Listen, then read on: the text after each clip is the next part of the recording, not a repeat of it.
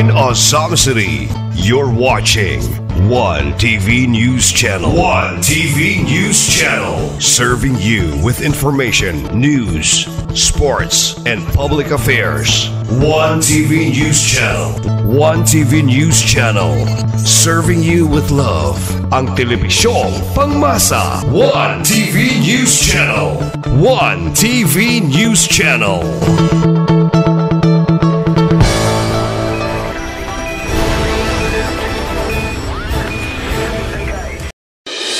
Oras na aron masayod tas mga nagunang mga balita ug mga labas ng mga impormasyon. Aniya na ang One TV News Break. One TV News Break. Kauban si Johnny Tome. Magadalit ka nato sa mga nagunang mga balita, sulod ug gawas sa atong dakbayan, mga nagpugasi nga mga issues ug mga nagbagang impormasyon. One TV News Break. One TV News Break. Kauban si Johnny Tome ug karon aniya na ang inyong anchorman Johnny Tome alang sa One TV News Break. News Break.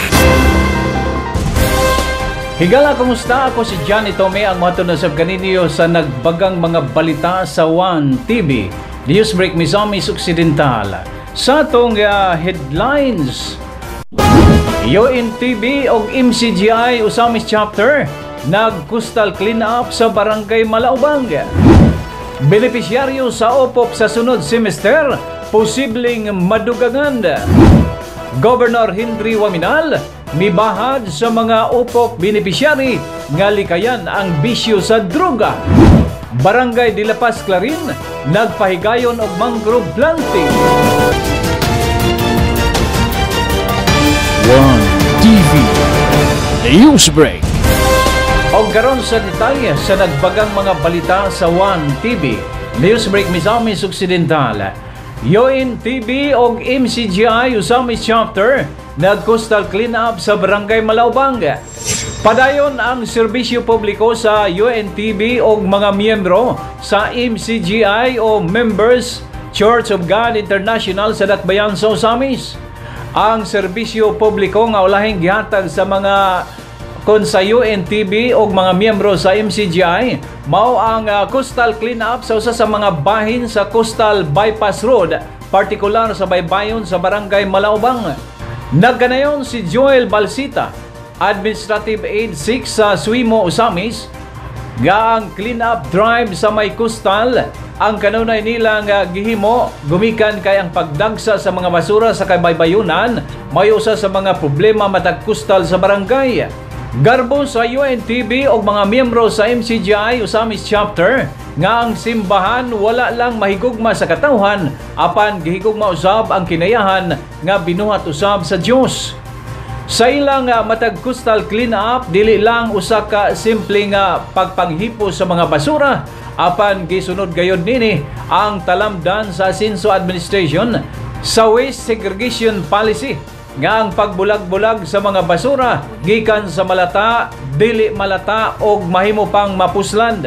Nagpasalamat si Joel Balsita nga padayang gisuportahan sa UNTV o MCGI Usamis Chapter sa matag coastal cleanup drive labi na sa garbage compactor nga naka-istasyon atol sa aktibidad.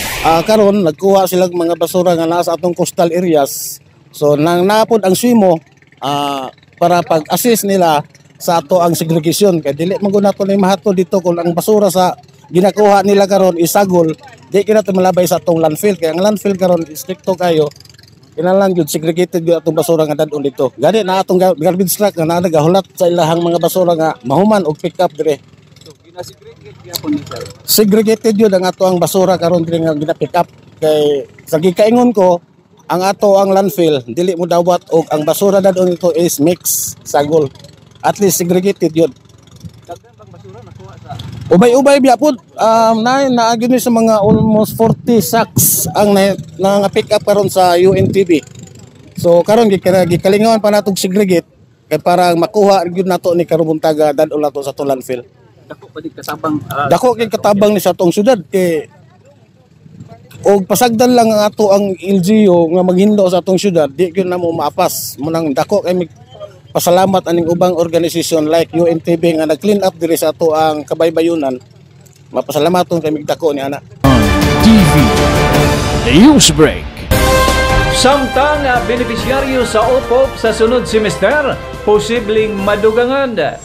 Good news alang sa mga kabatanunang estudyante sa Misamis Occidental, ang balita nga gipadayag ni Governor Henry Waminal atol sa ulahing payout sa OPOP o One Family, One Professional niadtong Sabado, partikular sa Orqueta City. Nagkanayon ang gobernador nga ang gitubag nga mga pag-ampo sa mga ginikanang Misamisnon nga adunay mga estudyante nga madungagan unta ang slots. Sa iyang pagpangalap og pundo alang sa maong educational program sa Kaluhan, nakadala ang gobernador og 16 milyones pesos din ang maong pundo. Gipasalig ni 19th Congress House Speaker Martin Romualdez o aduna pay pataban nga 15 milyones pesos alang sa mga mag-uuma sa probinsya. Gusto sa gobernador nga maakomodar ang tanang kabus nga mga estudyante sa probinsya alang sa maong programa apan gumikan sa kalimitado sa panudlanan sa Kapitolyo. Hinungdan nga naningkamot ang gobernador nga nakapangalap og pundo sa gawas.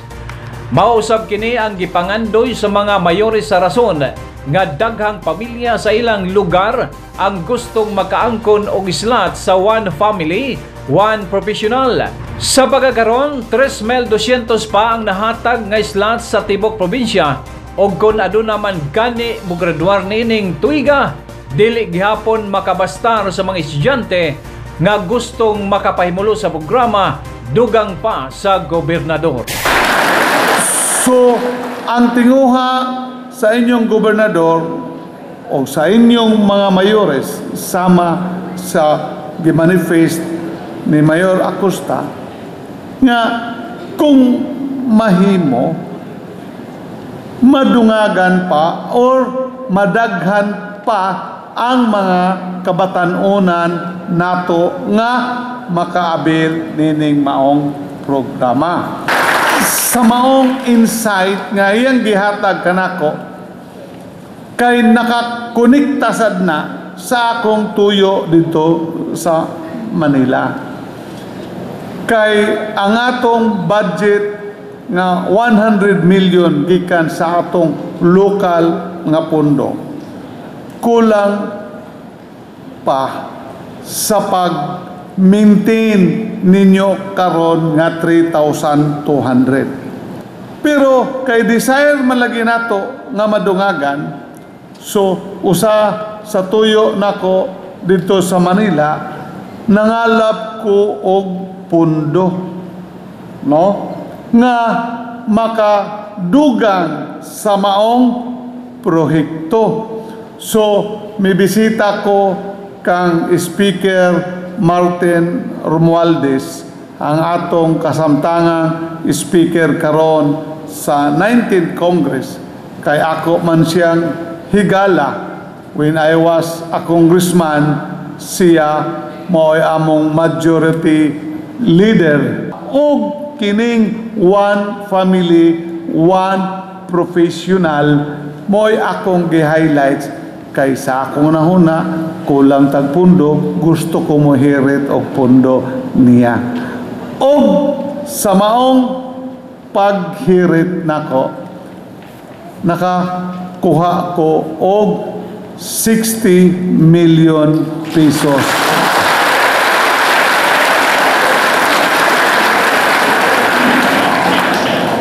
Gipakapinan pa og 15 milyones para sa atong mga farmers.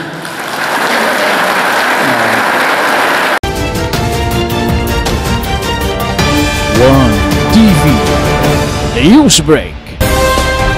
Governor Henry Waminal mibahad sa mga OPOP beneficiary galikayan ang bisyo sa droga.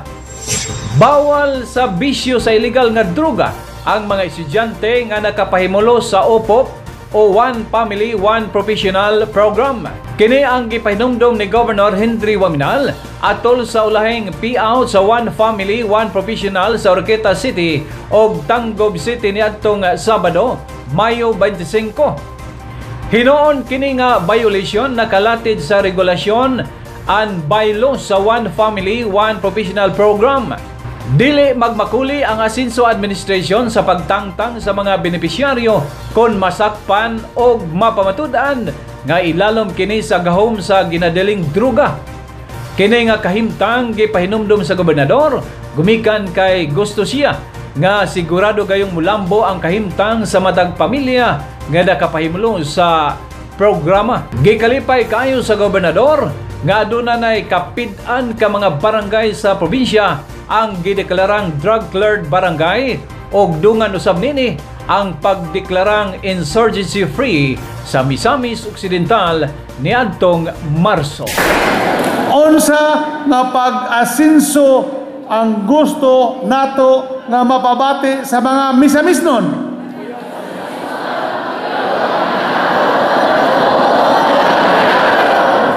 Tinuod kana usa sa atong hagit karon nga kung na-improve na nato ang peace and order kay ang ato karon nga probinsya sa 490 ka barangays, 47 na lang ka barangays ang dili drug cleared.